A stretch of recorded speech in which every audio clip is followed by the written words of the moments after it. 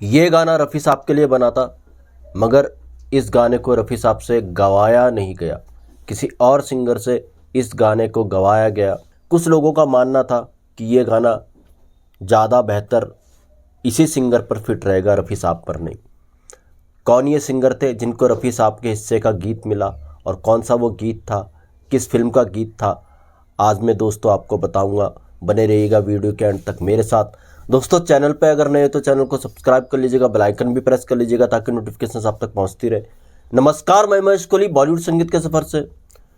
दोस्तों मैं जिस गीत की बात कर रहा हूँ, ये गीत मशहूर गीत है और ये गीत है फिल्म प्यासा का। प्यासा 1957 में आई थी, गुरुदत्त साहब की ये फिल्म थी। प्यासा की कहानी गुरुदत्त साहब की थी, मगर इस कहानी को लिखा था अबरार अलवी साहब ने। प्यासा का संगीत एस.डी. बर्मन साहब ने दिया था।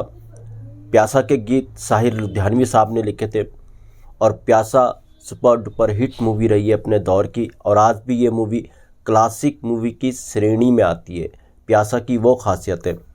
तो जब प्यासा के संगीत पर काम हो रहा था, 10 गाने प्यासा फिल्म के लिए बनाए गए। वो प्यासा के गीत जिनमें पुरुष की आवाज़ आनी थी, जो मेल सॉन्ग्स थे जहाँ पर मेल की वॉइस आनी थी, उनको प्लेबैक दिया था रफ़ी साहब ने। अधिकतर गाने प्यासा के रफ़ी साहब ने गाए थे, मगर एक गीत ऐसा था जो प्यासा का रफ़ी साहब ने नहीं गाया था। मेल सॉन्ग की मैं बात कर रहा हूँ, ये गाया था हेमंत कुमार जी ने। जी हाँ, ये गीत था जाने वो कैसे लोग थे जिनके प्यार को प्यार मिला। जाने वो कैसे लोग। ये अमर गीत था हेमंत कुमार साहब का, मगर ये गीत रफ़ी साहब के लिए बना था। कहते हैं जब इस फिल्म के संगीत पर काम हो रहा था तो एक दिन कार के अंदर थे गुरुदत्त साहब, गीता दत्त जी और राइटर अबरार अलवी और एक ड्राइवर। ये 4 लोग कार के अंदर थे। तो जब गीतों के बारे में डिस्कस चल रहा था तो इस गीत का जब जिक्र आया, जाने वो कैसे लोग थे जिनके प्यार को प्यार मिला, जब इस गीत का जिक्र आया तो अबरार अलवी ने कहा गुरुदत्त साहब को, कार के अंदर ही सब बैठे हुए थे, क्यों ना इस गीत को हेमंत कुमार से गवाया जाए। तो गुरुदत्त साहब ने मना कर दिया, इस गीत को हेमंत कुमार नहीं गाएंगे, सारे गीत रफ़ी साहब गा रहे हैं तो इस गीत को रफ़ी साहब ही गाएंगे।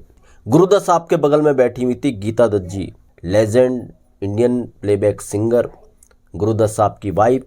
तो गीता दत्त जी बगल में बैठी हुई थी गुरुदत्त साहब के। जब गीता दत्त जी ने भी अबरार अलवी की बात को सुना कि ये जो गीत है जाने वो कैसे लोग थे, इनको हेमंत कुमार ही गाएंगे, तो गीता दत्त जी ने भी अबरार अलवी का साथ दिया। गीता दत्त जी ने कहा बिल्कुल इस गीत को हेमंत कुमार से ही गवाना चाहिए, हेमंत दा से ही गवाना चाहिए। हेमंत दा की जो वॉइस है वो लो बेस वॉइस है और इस गीत को ऐसी ही वॉइस चाहिए, इसलिए रफ़ी साहब से मत गवाइए, इस गीत को गवाइए हेमंत कुमार से।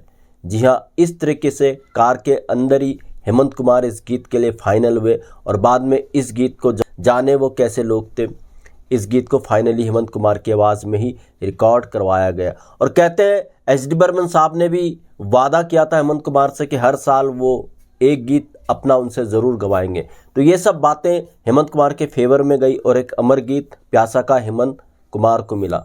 दोस्तों प्यासा के जितने भी गीत हैं सबके सब सुपर डुपर हिट गीत रहे हैं और रफ़ी साहब ने इन गीतों में जान डाल के रख दी थी। जिन्हें नाज है हिंद पर वो कहाँ है, ऐसे ऐसे नायाब गीत रफ़ी साहब की आवाज़ में हिट हुए हैं, कालजयी बने हैं। और एक गीत था इस फिल्म का डुएट जो सॉन्ग था, हम आपकी आंखों में। ये गीत पहले फिल्म के अंदर नहीं था, डिस्ट्रीब्यूटर ने गुरुदत्त साहब से कहा कि कोई रोमांटिक डुएट इसमें डालो ताकि फिल्म बोर ना लगे। इस तरीके से फिर ये रोमांटिक डुएट फिल्म के अंदर आया रफ़ी साहब और गीता दत्त जी की आवाज़ों में। प्यासा के एक और गीत की कहानी है दोस्तों, गीत क्या गज़ल थी ये, जिसको गुरुदत्त साहब स्क्रीन पर वैसे ही गाते हैं, ये रफ़ी साहब की आवाज़ में गज़ल थी। इसके पीछे का किस्सा भी बड़ा दिलचस्प है। कहते हैं इस गज़ल को रफ़ी साहब ने ही कंपोज किया था। जी हाँ, वो कैसे मैं बताता हूँ। हुआ क्या था, ये गज़ल थी तंग आ चुके हैं कश्मे कसे ज़िंदगी से हम, साहिर लुधियानवी साहब की गज़ल थी। तो एक बार सिटिंग हो रही थी गुरुदत्त साहब के घर में, गुरुदत्त उस सिटिंग में मौजूद थे, अबरार अलवी मौजूद थे, रफ़ी साहब मौजूद थे, एस.डी. बर्मन उस सिटिंग में नहीं आए थे। तो सब एस.डी. बर्मन का वेट कर रहे थे, गज़ल सामने रखी हुई थी। तो अबरार अलवी ने रफ़ी साहब को कहा, अरे रफ़ी साहब आप ही इस गज़ल को गुनगुना दीजिए, आप भी तो इतने बड़े फनकार हैं, आप ही इस गज़ल को गुनगुना दो, आप ही कोई धुन दे दो। तो रफ़ी साहब ने इस गज़ल को गुनगुनाना शुरू किया। कहते हैं गुरुदत्त साहब ने अपने घर ही में इस गज़ल को रिकॉर्ड कर लिया था अपने रिकॉर्डर पर, और बाद में ये गज़ल ज्यों की त्यों फिल्म के अंदर इस्तेमाल हुई। तंग आ चुके हैं कश्मकश ज़िंदगी से हम, तंग आ चुके हैं कश्मकश। बाद में इसी धुन को ओ.पी. नैयर साहब ने कॉपी किया और उस पर गीत बना, हमको तुम्हारे इश्क ने क्या क्या बना दिया, जब कुछ ना बन सके तो तमाशा बना दिया। हमको तुम्हारे।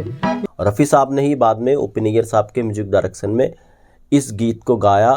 तो प्यासा के सारे गाने सुपर डुपर हिट रहे। प्यासा में साहिर लुधियानवी, एस.डी. बर्मन साहब ने साथ में काम किया था। इसके बाद दोनों ने फिर कभी साथ में काम नहीं किया था।